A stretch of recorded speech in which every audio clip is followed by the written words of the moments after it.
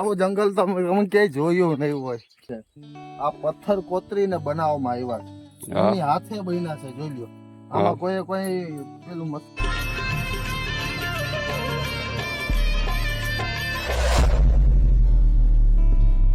Hello friends, તો આપણે જઈ રહ્યા છીએ બ્લોગ બનાવવા અને રોહિતભાઈને આપણા ભેગું આવવાનું છે, એટલે આપણે રોહિતભાઈને તેડવા આવ્યા છે વિવેક સ્કૂલે અને ફોન કર્યો છે. હમણાં આવે છે, હવે એટલે આપણે જઈએ. ક્યાં જઈએ છીએ નહીં કહું, તમને ખબર પડી જશે, થંબનેલ જોઈને ખબર પડી જશે. એકદમ રમણીય જગ્યાએ જવાનું છે.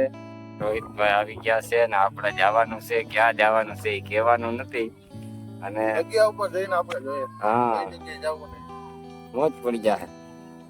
હાલો. માહિતી લીધું.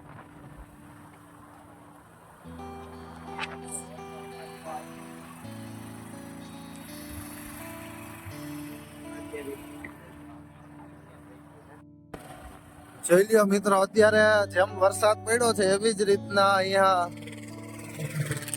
બહુ જે માં ધરતીને લીલીછમ બનાવી દીધી. અને અત્યારે અમે જઈએ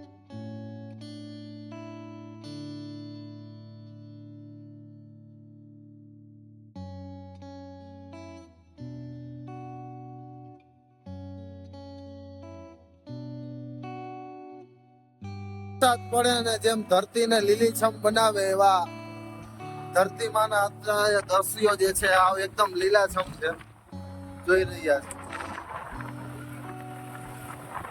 વ્યવસ્થિત બધાને થઈ ગયેલી છે, બધાને મગફળી બધીને સારી રીતના ઉગી ગઈ છે.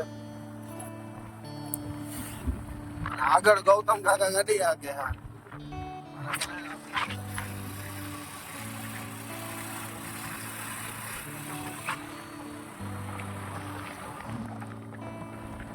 પર્વત નો નજારો ક્યાંથી જોવા મળે? ચારે બાજુ પર્વતો.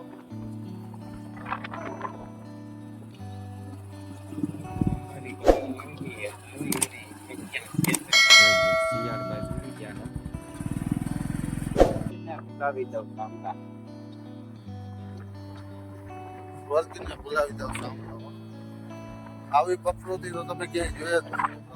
હેલો ફ્રેન્ડ્સ, આપણે ગીચ જંગલની અંદર આવેલું માં જગદંબા પરાંબા પરમેશ્વરી લાકડીવાળા માં પિઠ્ઠળમાંની જગ્યા. એક વખત આની પહેલાં જો તમે વિડીયો ન જોયો હોય તો જોઈ લેજો. આપણે બાકુલા ધણેજનો વિડીયો બનાવ્યો હતો, જ્યાં પિઠ્ઠળમાંની જગ્યા આવેલી છે. એના જ ન્યાયનો આગળનો ઇતિહાસ છે એ અહીંયા આવેલો છે જંગલની અંદર. ગાઢ જંગલ છે, તમે જોઈ શકો. ક્યાંય પણ રસ્તો પણ નથી. ગાઢ જંગલની અંદરમાં પિઠ્ઠળમાં બિરાજમાન છે અને આપણે જઈ રહ્યા છે. સાહેબ, આવું જંગલ તો અમે ક્યાંય જોયું નહીં હોય. એટલે તમે રાજકોટ થી આવો ગમે ગીર જંગલની અંદર આપણે એક વખત બાકુલા ધણેજના પિઠ્ઠળમાંનો વિડીયો બનાવેલ છે. તમે જોયો ન હોય તો જોઈ આવજો. પણ અહીંયા એવું કહેવામાં આવે છે કે અહીંયા જે ગાયો ચરાવવાવાળા, ભેંસો ચરાવવાવાળા છે એ બધા અહીંયા આવે છે અને માતાજીની પૂજા કરે છે. પણ એના ભેંસો અને એની ગાયો એને કોઈ સિંહ નુકસાન કરતું નથી. પિઠ્ઠળમાં એનું રક્ષણ કરે છે. પણ સિંહો છે આવા જંગલની અંદર રહીને પશુ છે એ સિંહ થકી છે અને સિંહ છે એ પશુ થકી છે. પણ પ્રકૃતિ છે, પ્રકૃતિ દ્વારા બધા પ્રાણીઓ જીવે છે. આપણે મનુષ્ય છે પ્રકૃતિ દ્વારા જીવે. તો પ્રકૃતિ મેન વસ્તુ છે. તો તમે અહીં જોઈ શકો છો, અહીંયા કોઈ એટલે કોઈ આવતું નથી. પણ આ જંગલની અંદર વચ્ચે આવેલું આ મંદિર, જંગલની અંદર વચ્ચે આવેલું આ મંદિર છે પિઠ્ઠળમાંનું. આ એકદમ જૂનો ધૂણો કહેવામાં આવે છે. અને દર નવરાત્રિની અંદર અહીંયા ના જે ગોવાળિયાઓ છે અહીંયા માતાજીનો યજ્ઞ કરે છે, માતાજીની પૂજા પાઠ કરે છે અને અહીંયા બટુકોને જમાડવામાં આવે છે. અને ઘણા લોકો અહીંયા પોતાની મનોકામના પૂર્ણ થઈ જાય તો અહીંયા માતાજીને શ્રીફળ પણ વધારવા માટે આવે છે. આવી બધી વસ્તુઓ કહે છે. અને અહીંયા માતાજીનું શું કહેવાય એમની શ્રદ્ધા એમનો વિશ્વાસ અહીંયા રહેલો છે એટલા ખાંડ માટે બેલાનો નેસ કહેવાય એને. બધા અહીંયા આવે છે એટલા માટે. તો ફ્રેન્ડ્સ, તમે પણ વિડીયોના માધ્યમથી પીઠળમાંના દર્શન કરી લેજો.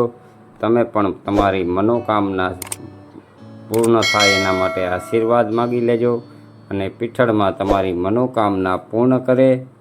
અને તમે પણ ગમે ત્યારે દર્શન કરવા આવવા માગતા હોય તો અહીંયા આવી શકો છો. અને જય માતાજી કોમેન્ટ કરવાનું ભૂલતા નહીં. માનતા હોય પછી દીકરાઓને તોરવા માટે આવે અને માતાજીની ધજા ફરકતી હોય.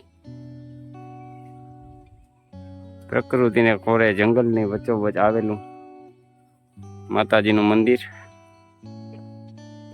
ધ્યાન રાખતી હોય તો માં બધું ધ્યાન રાખે. બધાય ગેસ ફોન થાય. કઈ કરો પ્રગતિના પૂછે ચડાઈમાં. જય જગદંબા, હે પરાંબા, પરમેશ્વરી, હે માં. તમે અહીંનો ઇતિહાસ.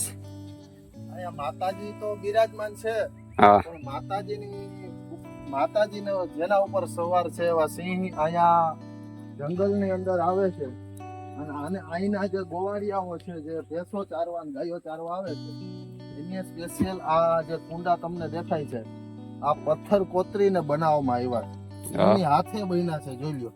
આમાં કોઈ પેલું મશીન થી બનાવેલા નથી. બરોબર. આની અંદર છે સિંહ પાણી પીવા દરરોજ ને માટે અહીંયા આવે છે.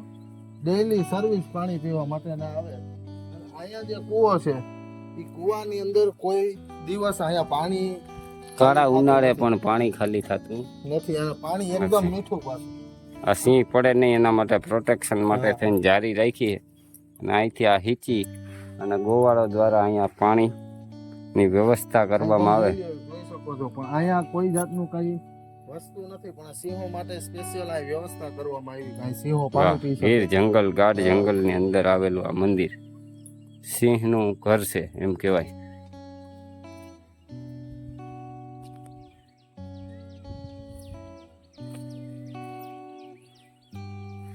આવો આનંદ માણો ને સાહેબ તો જ મહત્વ કહેવાય.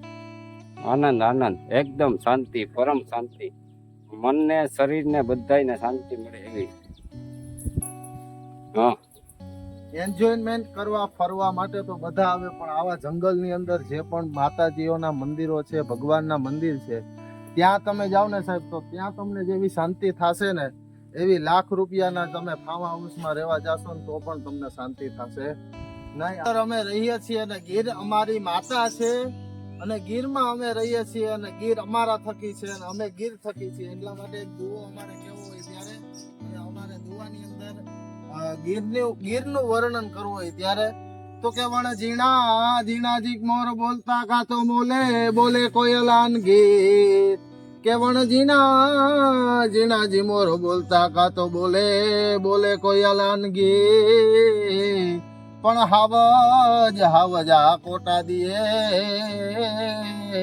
એ જોને ખમ્મા મારી ગે એ જોને હાવજ હાવજ આ કોટા દીએ એ જોને ખમ્મા મારી ગે. આવી ગીર છે સાહેબ કે કોયલામાં ટહુકા કરતી મોં ટહુકા કરતું હોય અને એમાંય જો હાવજ છે ને સાહેબ હાકોટા કરતો હોય તો એવી ખમકારી અમારી આ ગીર છે. ઓ સાહેબ જય જય ગરવી ગુજરાત.